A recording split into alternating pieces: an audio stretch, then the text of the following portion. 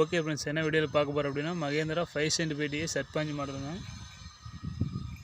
இது பார்த்தீங்கன்னா 45 HP சர்பாஞ்ச். அப்படிங்கும்போது உங்களுக்கு வந்து பூமிபுத்திரோட வண்டி ஹைட்டாக இருக்கும், ஓட்டுறதுக்கு சூப்பராக இருக்கும் நண்பா.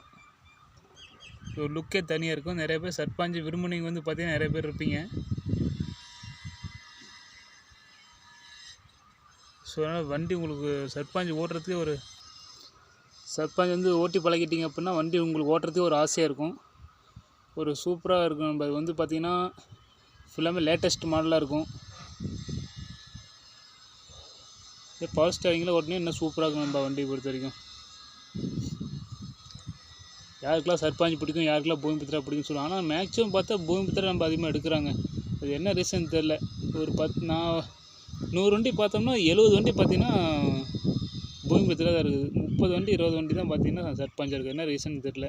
ஆனால் சர்பாஞ்ச் ஓட்டுறது சூப்பராக தான் இருக்கும், எல்லாமே நல்லா தான் இருக்குது. ஆனால் என்ன ரீசனுக்காக பூமிபுத்திரா எடுக்கிறாங்கன்னு தெரியல. தெரிஞ்சே சொல்லுங்க நண்பா. சர்பாஞ்ச் வண்டி வந்து ஹைடெக் தான், எல்லாமே பர்ஃபார்மன்ஸும் நல்லாயிருக்கும், உங்களுக்கு எல்லாத்துக்குமே சூப்பராக இருக்கும். இல்லை லேட்டஸ்ட் மாடல் தான், அப்புறம் ஏன் பூமிபுத்திரா எடுக்கிறாங்க என்னன்னு தெரிய மாட்டேங்குது. தெரிஞ்சே சொல்லுங்க நண்பா.